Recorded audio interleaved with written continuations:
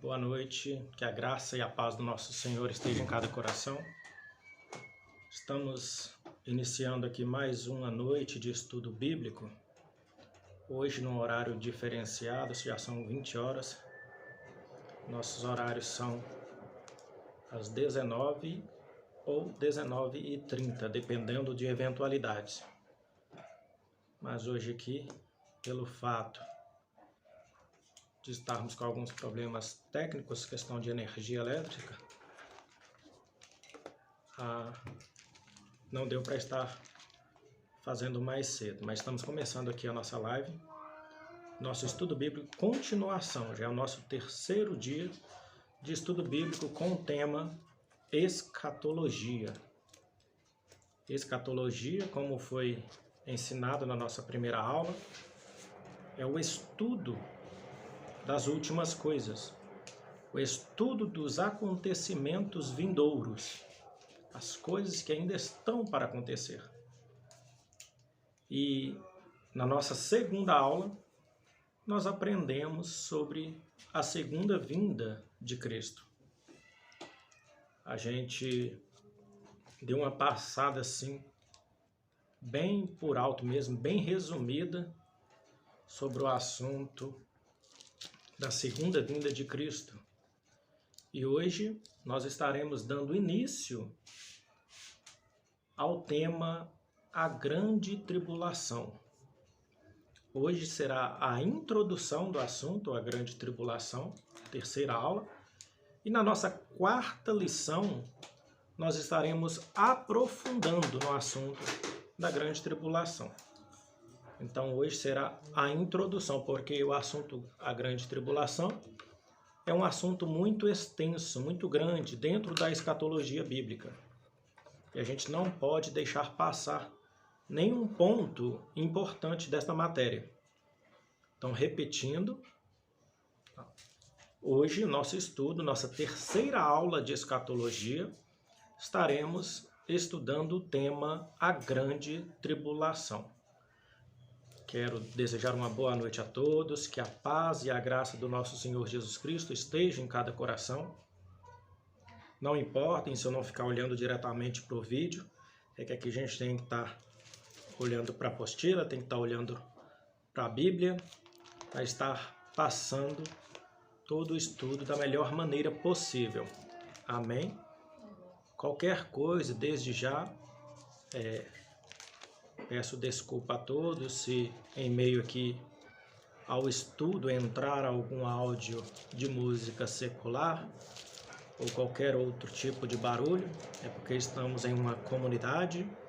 Hoje estamos sem microfones, como eu falei anteriormente, estamos com problemas na rede elétrica e está tendo muita oscilação e corre o risco de queimar os aparelhos. Por conta disso, não estamos utilizando. Então, será mesmo somente na voz. Aí, corre o risco de pegar algum barulho externo. Então, desde já, eu peço perdão a todos se isso vier a acontecer. Para iniciarmos, abra a tua Bíblia em Mateus, no capítulo 24. Mateus, o Evangelho de Jesus Cristo, segundo escreveu São Mateus, capítulo de número 24, versículo de número 37. Mateus, capítulo 24, versículo de número 37. Nossa matéria, escatologia bíblica. O tema de hoje é a Grande Tribulação. É a introdução ao tema da Grande Tribulação.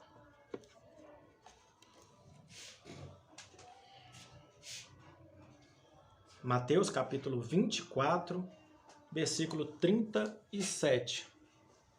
Diz assim a palavra do Senhor. Do 37 ao 39. Porque a vinda do Filho do Homem será como ocorreu nos dias de Noé.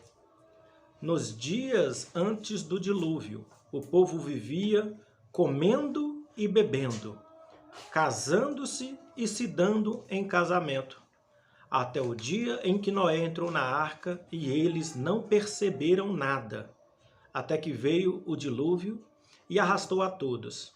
Será exatamente desta forma quando o Filho do Homem vier.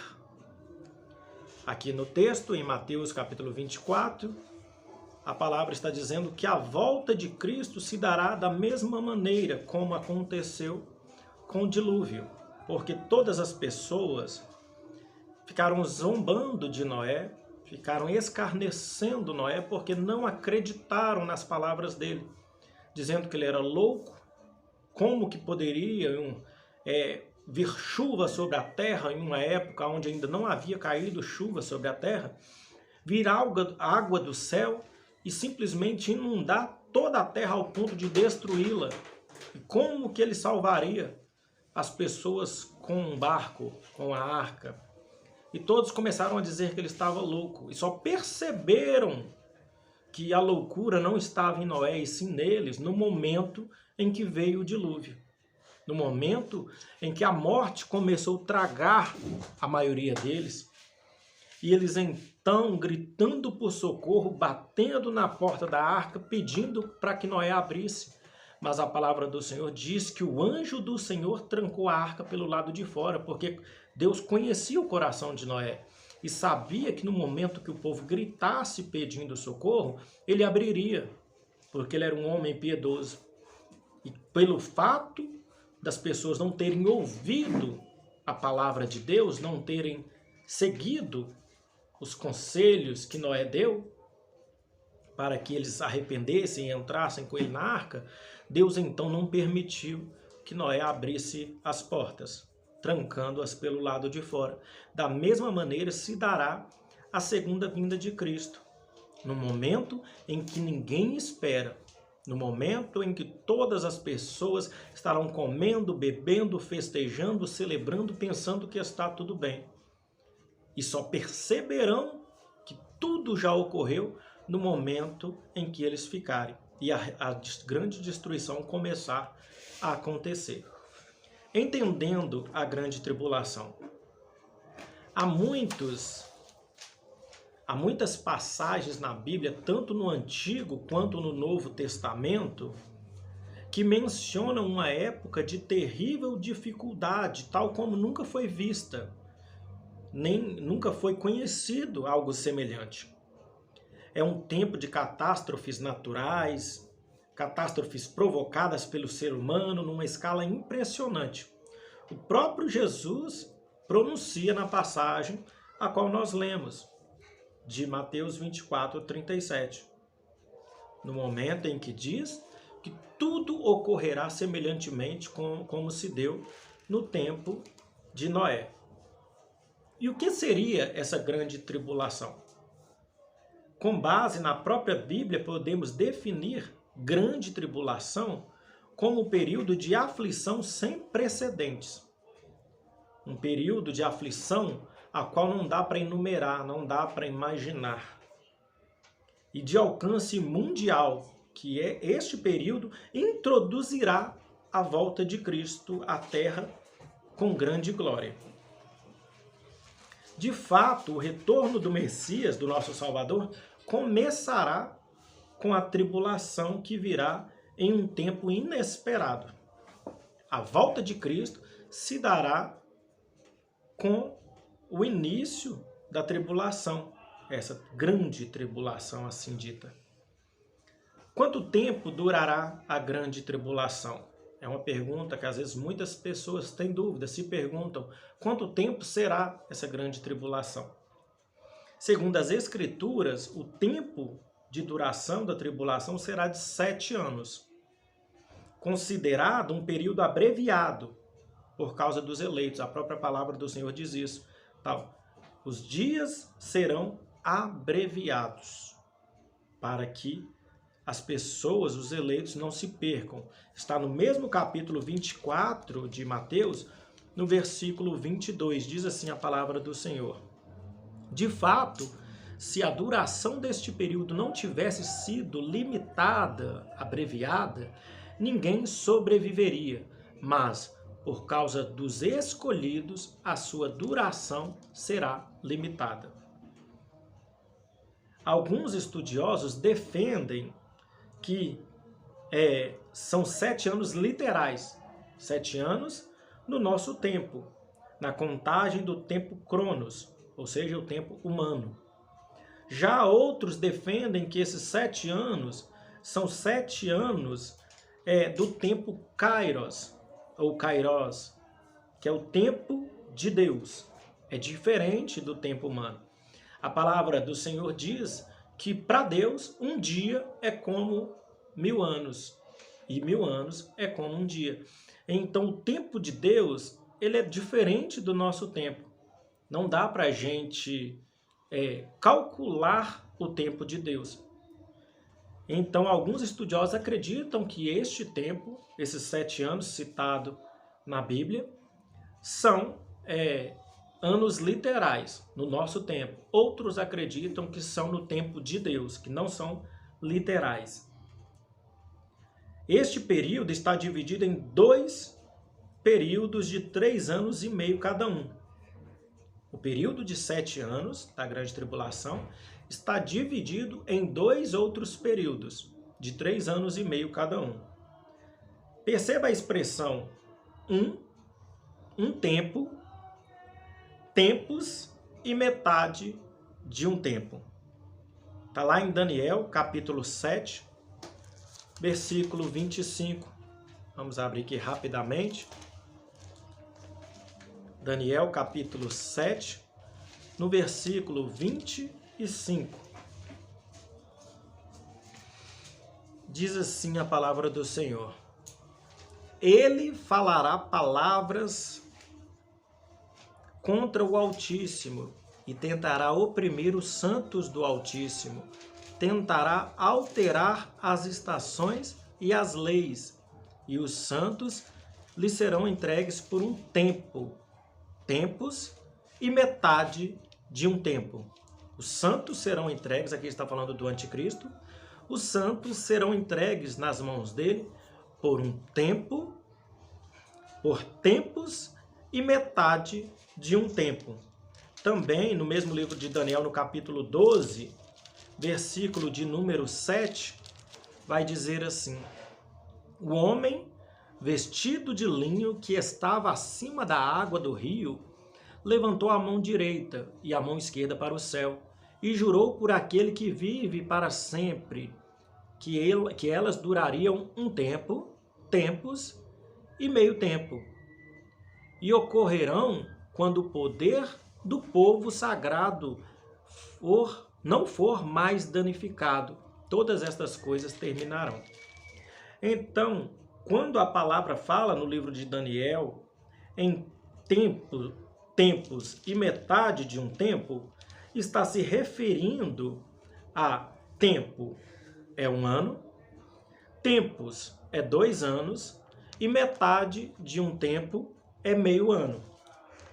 Então, vai ser um tempo, que é 1 ano, mais 2 tempos, mais tempos no caso, que é 2 anos, se dariam 3, mais meio tempo, que é mais meio ano, seria 3 anos e meio. Esta seria a divisão dos tempos, 3 anos e meio. Está também em Apocalipse, capítulo de número 12, versículo de número 14. Apocalipse 12, 14. E a leitura de Apocalipse vai dizer da seguinte maneira, Apocalipse 12, 14. Mas a mulher recebeu o par de asas da grande águia, para que pudesse voar ao seu lugar no deserto, onde será sustentada durante uma estação, 2 estações e meia estação. Aqui já usa uma outra palavra, uma outra tradução, mas com sentido igual. Para quem sabe, o Novo Testamento bíblico ele é escrito no grego e o Velho Testamento é escrito em hebraico e aramaico. Por isso essa diferença de palavras. No Velho Testamento, no livro de Daniel, fala de tempo, tempos e metade de um tempo. No Novo Testamento, em grego, É uma estação, 2 estações e meia estação. Então isso se refere, como eu disse anteriormente, a 1 ano, 2 anos e metade de 1 ano, equivalendo a 3 anos e meio. Este mesmo período equivale à quantidade de 42 meses. Está em Apocalipse capítulo 11, versículo 2. 11:2. Exclua, porém, o pátio exterior do templo. Não meça, porque ele foi dado aos gentios. Eles pisarão a cidade santa durante 42 meses. E também está em Apocalipse capítulo 13, versículo 5, onde diz assim: a besta foi dada uma boca para falar blasfêmias e palavras arrogantes, e lhe foi dada autoridade para atuar durante 42 meses. Então, os 3 anos e meio que falam em Daniel e em Apocalipse 12 se referem a 42 meses que também fala em Apocalipse, identificado também por 1.260 dias. No versículo 3 do capítulo 11 de Apocalipse, continuando a leitura que a gente acabou de fazer de 42 meses, onde diz: darei poder às minhas 2 testemunhas, e elas profetizarão durante 1.260 dias, vestidas de pano de saco. E também no capítulo 12, versículo 6, do mesmo livro de Apocalipse, aonde vai dizer assim: e ela fugiu para o deserto, para um lugar que lhe havia sido preparado por Deus, para que ali fosse cuidada durante 1.260 dias. E em Daniel também vai confirmar no capítulo 12, versículos 11 e 12. Daniel 12, versículos 11 e 12, vai dizer assim: desde o tempo da retirada da oferta queimada regular até a colocação da abominação que causa desolação, haverá 1.290 dias. Aqui já fala 290. Abençoado será aquele que esperar e alcançar 1.335 dias. No entanto, vá, siga seu caminho até chegar ao fim. Então você descansará e se levantará para receber sua recompensa no fim dos dias. O que está dizendo? Haverá ali essa divisão de 2 tempos. Os 7 anos da grande tribulação serão divididos em 2 períodos de 3 anos e meio. O primeiro período serão 3 anos e meio de paz. O segundo período serão 3 anos e meio de grande guerra, tormentas, aonde o anticristo se revelará ao mundo. Ele se assentará no trono de Salomão, no templo de Salomão, e o povo judeu então entenderá as profecias e abrirão seus olhos e compreenderão que o anticristo já está presente no meio deles. Nisto, a palavra aqui já vira, em Daniel, fala de 1.290 dias. Depois fala que ai daqueles que suportarem 1.360 dias. 1.335 dias, perdão. Abençoado será aquele que esperar e alcançar. Porque ao final do primeiro período começará essa grande guerra, onde a perseguição que a gente acredita que sofre hoje dentro do cristianismo será muito intensa. O que a gente sofre hoje não será nada comparado à perseguição durante a grande tribulação.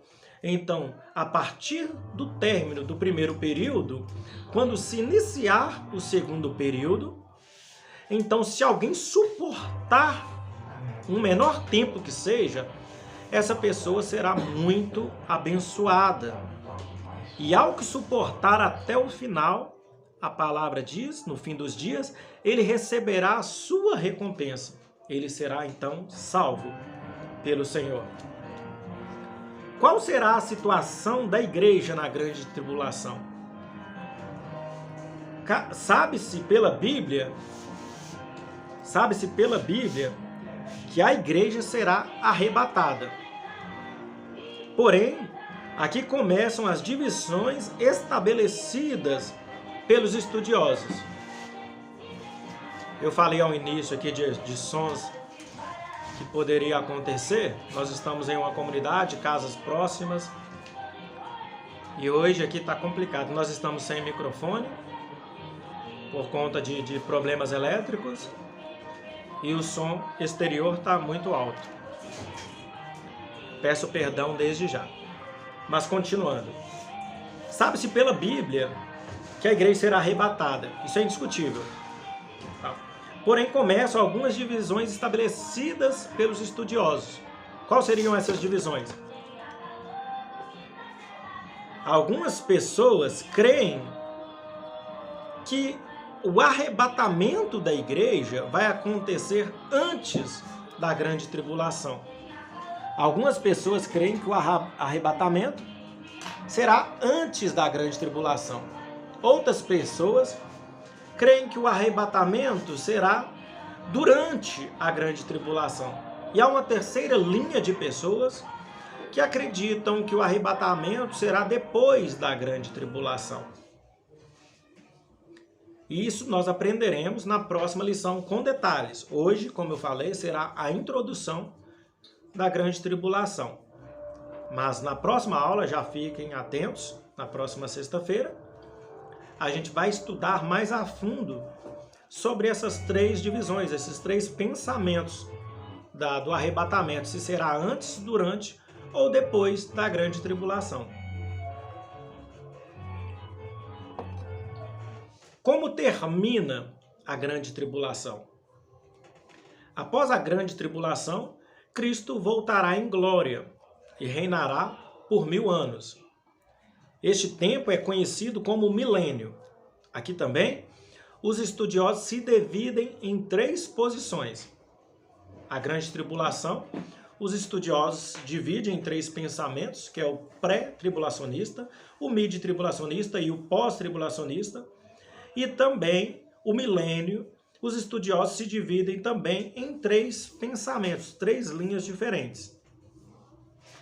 Que aos que creem que Jesus voltará fisicamente para reinar por 1000 anos, outros creem que o texto bíblico sobre o evento do milênio é apenas uma alegoria, que não haverá esses 1000 anos de reinado terreno. Portanto, para essas pessoas, este reinado ele será definitivo, ao invés de durar apenas 1000 anos. E há também os que creem que Jesus só aparecerá no final dos 1000 anos para reinar, que o milênio será somente a igreja mesmo, não haverá Cristo presente com a igreja reinando. Somente depois dos 1000 anos que Cristo voltará. E da mesma maneira, da questão dos 3 pensamentos do arrebatamento, esta questão também, desses 3 pensamentos do milênio, nós estudaremos na próxima matéria, mais aprofundada. Quais as evidências bíblicas, aonde a Bíblia cita sobre a grande tribulação? Para que a igreja, em qualquer geração, possa entender sobre a grande tribulação, a Escritura deixa as seguintes orientações. Onde encontraremos na Bíblia informações sobre a grande tribulação? O conteúdo que faz referência com mais clareza da grande tribulação é a contagem da 70ª semana de Daniel. Deus revelou a Daniel que 70 semanas estavam determinadas sobre Israel. Está em Daniel capítulo 9, a partir do versículo 24.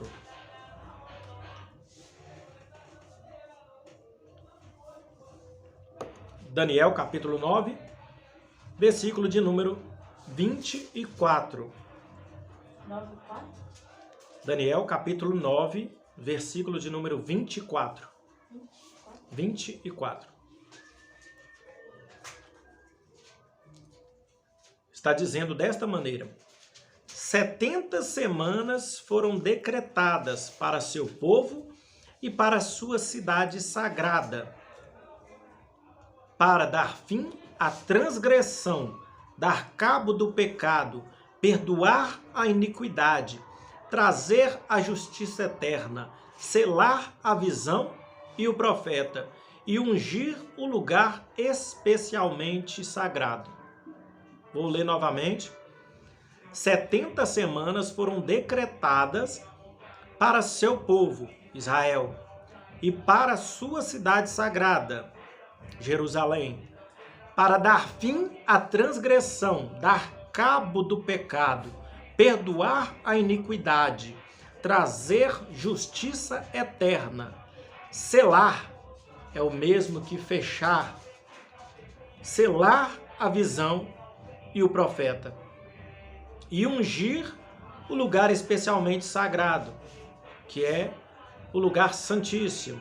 Dentro ali do tabernáculo havia o lugar sagrado e o lugar especialmente sagrado, onde só entrava o sumo sacerdote. Então, este lugar será ungido.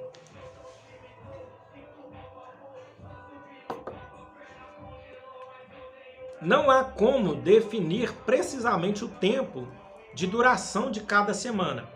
A palavra fala em Daniel 70 semanas. Apenas temos a certeza de que ela se refere à tribulação. Aí seria importante você estar lendo em casa com mais calma o livro de Apocalipse, no capítulo 5. O capítulo 5 de Apocalipse inteiro. Eu vou ler aqui, mas eu vou ler bem rapidamente. E você tendo a oportunidade, leia com calma para você pausar, reler, repetir, para você entender toda a leitura. Então vi na mão direita daquele que está sentado no trono um rolo escrito de ambos os lados e selado com 7 selos. E vi um anjo poderoso proclamando em alta voz: quem é digno de abrir o rolo e romper os selos? Mas ninguém no céu, na terra ou debaixo da terra era capaz de abrir o rolo e olhar o que havia nele. Chorei e chorei porque ninguém foi achado digno de abrir o rolo e olhar para ele. Um dos anciões me disse: não chores, veja, o leão da tribo de Judá, a raiz de Davi, venceu para abrir o rolo e os 7 livros, e os 7 selos, perdão.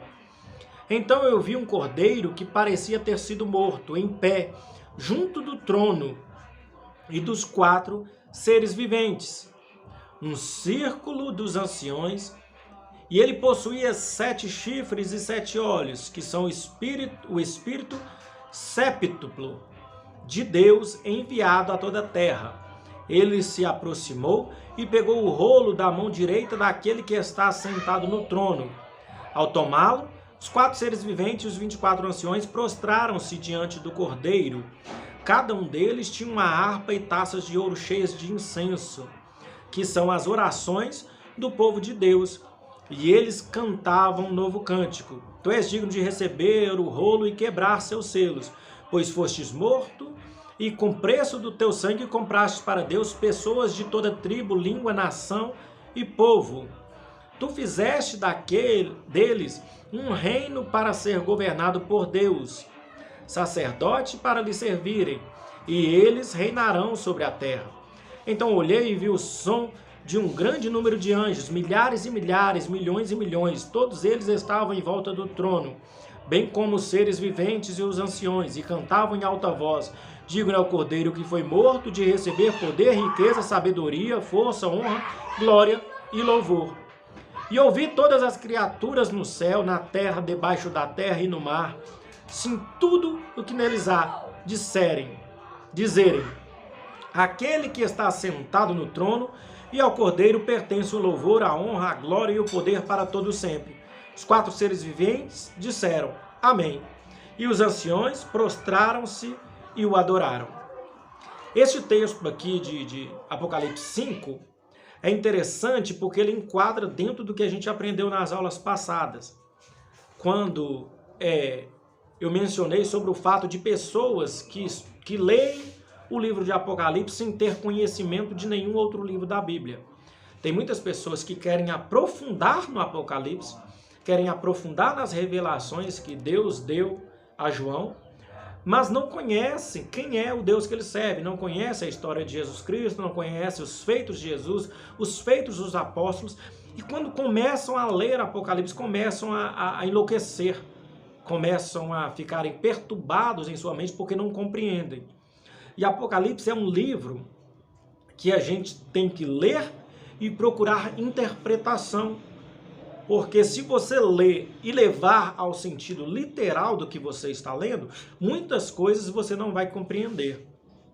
Aqui, por exemplo, no capítulo 5, fala que quando ele olhou, quando o ancião chamou João, ele disse: não chore, veja, o leão da tribo de Judá, a raiz de Davi, venceu para abrir o rolo e os 7 livros.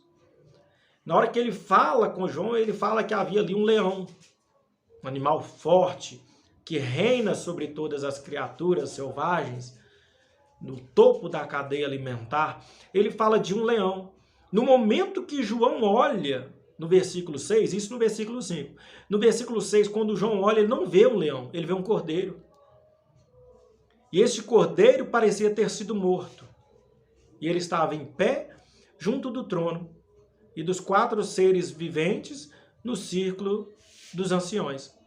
Ele estava em pé, junto do trono, junto dos 4 seres viventes, no meio do círculo de anciões. 24 anciões, para ser exato.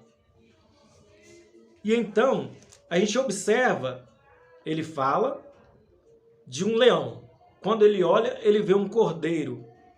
E depois ele diz, na segunda metade do versículo 6, que este cordeiro possuía 7 chifres e 7 olhos, que são o Espírito Sétuplo de Deus enviado a toda a terra.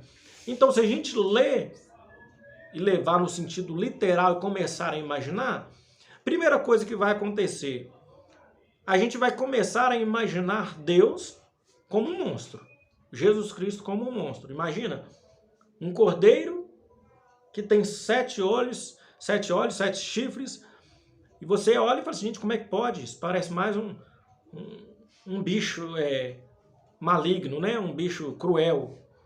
Então tem coisas que têm sentidos. E aqui ele já explica qual que é o sentido dos 7 olhos. Os 7 olhos são o Espírito Sétuplo de Deus enviado a toda a terra. Então tudo tem um sentido, tem uma tradução que a gente tem que procurar entender para não enlouquecer, não ficar perturbado e começar também a ensinar coisas erradas às outras pessoas. Se a gente for olhar como que a Bíblia faz figura dos anjos celestiais, dos seres celestiais, seriam assim, seres que causariam medo, pavor. E eu não duvido que seja, porque a própria palavra fala no Velho Testamento que quando os anjos se apresentavam às pessoas temiam, elas tinham pavor. Quando Pedro percebe que Jesus não era apenas um profeta, quando ele passa pela pesca milagrosa, ele, na mesma hora, ele se prostra diante de Jesus e pede que Jesus se retire de diante dele. Fala que eu não sou digno da tua presença. Ele fica apavorado com a presença de um Deus diante dele. E a gente não tem nenhum temor por este Deus. Continuando. Como acontecerá a grande tribulação?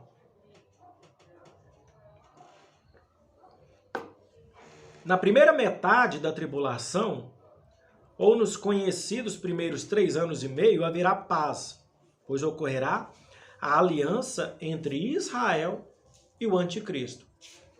Será feito ali um tratado de paz entre Israel e o governo do anticristo. E este governo, esse tratado, será assinado com duração de 7 anos. Porém, ao final de 3 anos e meio, esse tratado será quebrado. A leitura está no livro de Daniel, no capítulo 9, no versículo 27, aonde vai nos dizer assim: ele fará uma aliança firme com os líderes por 1 semana de anos. Na metade da semana, dará fim ao sacrifício e à oferta de grãos, sobre a ocorrência de muitas coisas detestáveis. O desolador virá e continuará a agir até que a destruição já decretada seja vertida sobre ele. Ele então continuará agindo até que a destruição que já está profetizada na Bíblia, na palavra, aconteça, a destruição do anticristo. A segunda metade da tribulação ocorrerá no período de sofrimento. A gente encontra em Mateus, no capítulo 24, versículo de número 21. Mateus 24, versículos de número 21. Aonde vai dizer da seguinte maneira: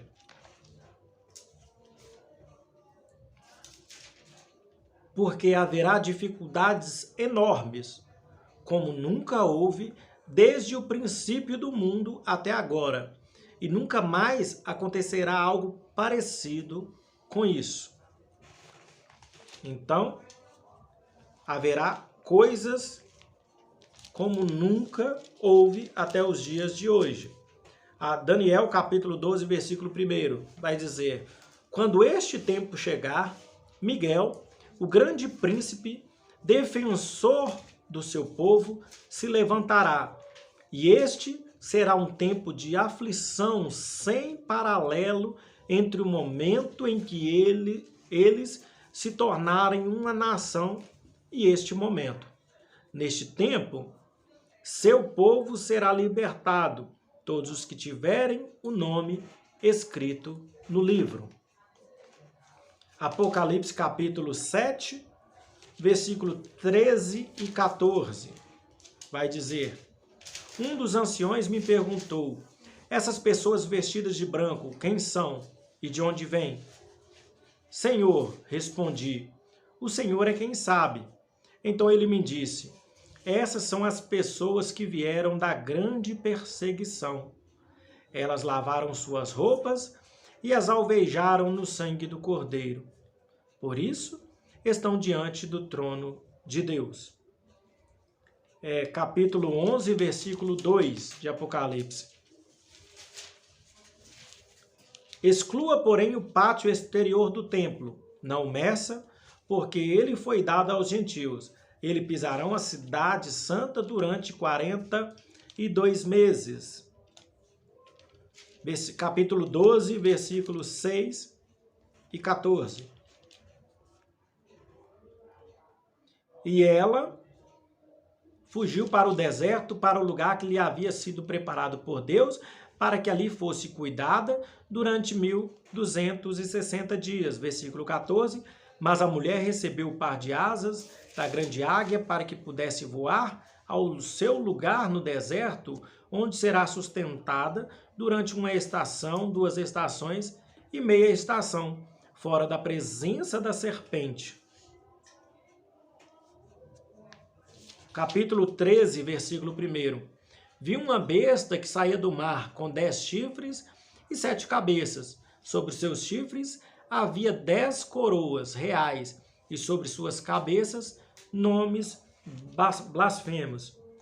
Versículo 10. Se alguém há de ir para o cativeiro irá. Se alguém há de ser morto à espada haverá de ser. Este é o tempo no qual o povo santo de Deus deve perseverar e confiar. Capítulo 13, versículo 11 e 18. Então vi outra besta subindo da terra. ela possuía 2 chifres, como um cordeiro, mas falava como um dragão. Versículo 18. Aqui a sabedoria é necessária. Aquele que compreende deve calcular o número da besta, porque é o número de uma pessoa, e seu número é 666. Tanto meia que eu falei, né? 666.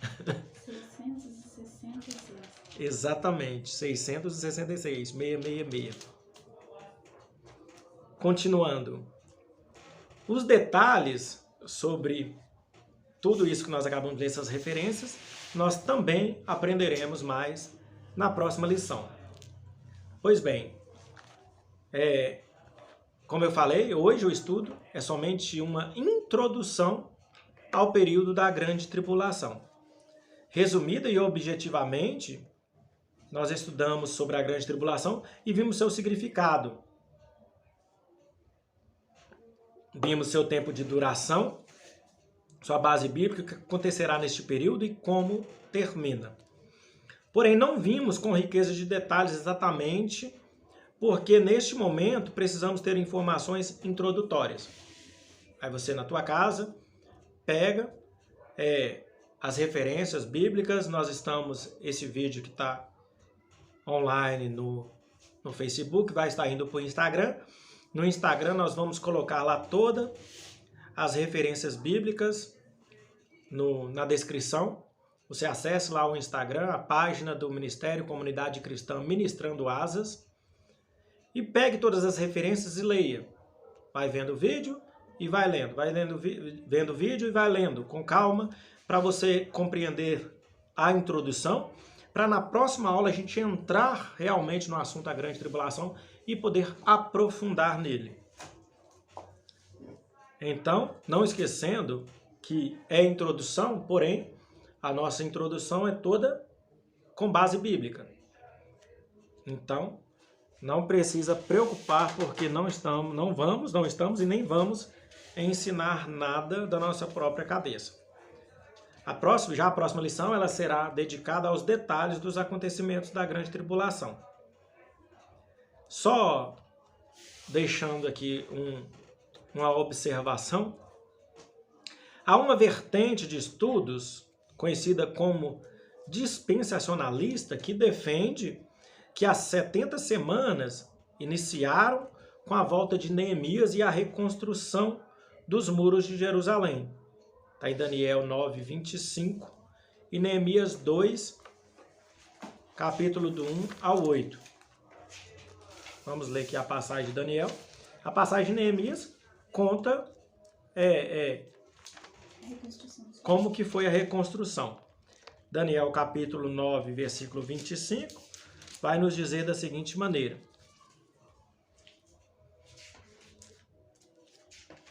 Saiba, portanto, e entenda que 7 semanas de anos transcorrerão entre a promulgação do decreto para restaurar e reconstruir Jerusalém até a vinda do príncipe ungido. Ele permanecerá em seu lugar por 72 semanas de anos, com espaços abertos e fossos, mas estes serão tempos de dificuldades. Então, eles acreditam que essas 70 semanas se iniciou lá na história de Neemias, na reconstrução do templo. Assim, continuando a contagem, o sacrifício de Cristo na cruz e a destruição do templo de Jerusalém no ano 70 por Nero, imperador, ocorreram na 69, como é que fala? Fugiu da minha cabeça. 69ª semana. Então, na destruição do templo no ano 70, pelo imperador Nero, eles acreditam que ali se deu a 69ª semana. Neste caso, como a 70ª semana mencionada em Daniel 9, 27 ainda não se cumpriu, os estudiosos adeptos do dispensacionalismo afirmam que há uma quebra de sucessão das semanas, por um período de tempo indeterminado, entre a 69ª e a 70ª semana, tratando-se do período este reservado para os gentios. Está lá em Lucas 21, 24.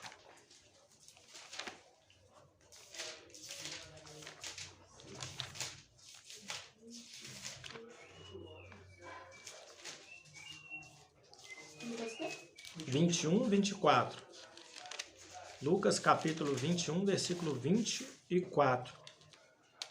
Aonde diz assim: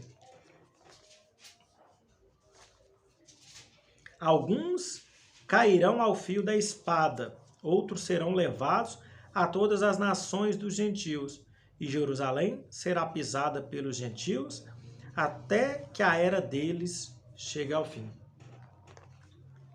A era dos gentios chegue ao fim. Porém, os estudos sobre essa questão do dispensacionalismo são estudos inconclusivos. Então, se é inconclusivo, abre muita brecha, muito espaço para especulação.